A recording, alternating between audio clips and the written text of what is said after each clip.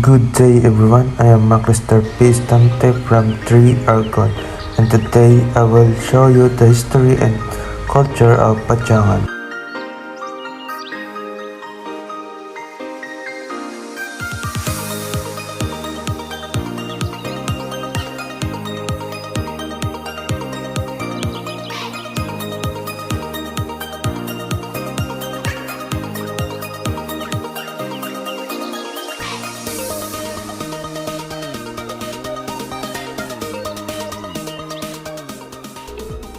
The municipality of Pachangan is a fourth-class municipality in the province of Iloilo.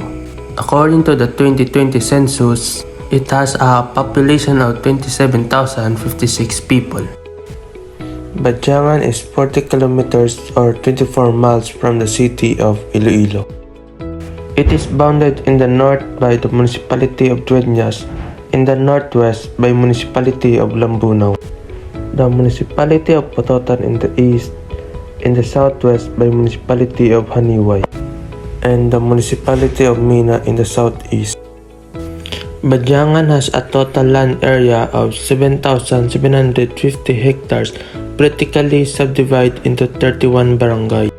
Here are the 31 barangays of Pachangan. Pachanganons annually celebrate its religious fiesta every June 24. In honor of Saint John the Baptist. In June 17, 1967, that Pachangan became an independent town. According to folklore, the name Pachangan came from the word Kabadyangan, meaning a place where bajang plants grow. Badyang belongs to the gabi or taro family, abundantly growing in the area. During the Spanish era, Pachangan had its share of rebellion and uprising led by local babaylans, or native shamans, mostly from Tamokol and Ilongbukid, part of the present-day Pachangan. The Filipino-American War saw the death of one of Pachangan's most revered heroes, Kapitan Agustin Tirador, who died a hero's death in Barangay Tamokol, where today a monument stands at the very spot where he was felled. Culture of Pachanganon. The Bulo making. Bulo making is a major backyard industry in Pachangan. The barangay of Bingawan in Pachangan is the most popular source of fine crafted bulos in Iloilo. Men and women are in the barangay are becoming active in the manual production of bolos, and this backyard industry is fast gaining a lucrative reputation among its people. The most important bolo type manufactured by the Pachangan blacksmiths are Binakoko for chopping wood, Sinawak for carpentry and cutting shrubs and smaller trees, Kayug for harvesting rice, and Wasa used to chop lumber and bigger trees. Weaving traditional fabrics is a skill that has been passed from one generation of women to the next for centuries. It has traditionally been and still is important in this municipality. Today, the cloth provides a valuable source of income for women in an area where unemployment is prevalent. The fabrics are especially valued because they are used in traditional cultural events and festivities. In Barangay Kabayugan, around 3 kilometers from the poblacion, the production of hablon and patadyong is done almost on a full-time basis. Hablon and patadyong weaving industry is more than just a tradition in Pachangan, Iloilo. It is the way of Pachanganons to showcase passion for fashion, a long thriving industry that helps cultural and local livelihood of the town. Hablon. Traditionally, hablon is made of locally made fibers such as pinya, abaca, and cotton, but eventually polyester and other fibers were added to strengthen the fabric and for cost cutting. Hablon originated from the word habol, which means hand waving in Hiligaynon or Ilonggo. Patadyong. Patadyong is hand-woven fabric made of cotton and silk. The Pandayan Festival. The Pandayan Festival, celebrated every third week of June, and honors the town's backyard traditions that had been the main sources of livelihood of its people.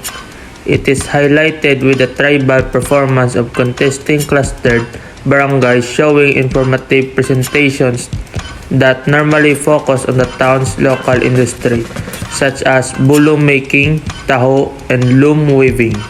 This is an annual event that showcases and celebrates the best of blacksmithing or pagpamanday. It highlights its historic roots and its relevance and place in today's society. This important event includes demonstration on how bulo is made. The tourist attraction in Bajangan. Ephrata Farms. Ephrata, the old name of Bethlehem, which also means being fruitful, a sprawling 7 hectares resort and 7 hectares farm of rolling hills in the province of Iloilo, equipped with dainty accommodations. Amenities include 2 swimming pools, function rooms, and a glass chapel fit for any special occasion. Along the adventure park displays their diverse homestead such as the Red Lady Papaya Plantation, Greenhouse, Vegetable Garden, Mini Zoo, Aquaculture, and Livestock. It also prides itself of their sweet Pitaya Plantation, or otherwise known as the Dragon Fruit. Jade Energetic Paradise and Adventure Corporation, located in Barangay Kabayugan, has a 28-hectare farm resort abundant with various fruit-bearing trees such as mangoes, mangosteen, dragon fruit, calamansi, coconut, banana, jackfruit, rambutan, papaya, pomelo, star apple, and more. It has swimming pools, pool slide, restaurant, and accommodation for those who would want to stay overnight. The best taho in Bajangan. The original Bajangan taho by Mr. Aguilar is an impressive display of what happens when you take quality ingredients and let their natural flavor take center stage. In this case, you have got a formulation that relies heavily on the flavor of the fresh peeled ginger that goes into each pack. Presently, it has with sugar and sugar-free varieties. Drinking taho regularly is medicinal. Bajangan taho uses the whole fresh root so that it can better capture the health benefits of ginger, which includes alleviating nausea. Ginger tea is often taken for motion sickness and morning sickness, helping digestion.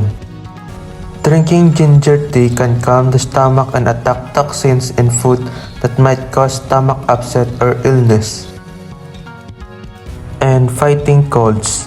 Drinking ginger tea is also good for women's health. Thank you for watching.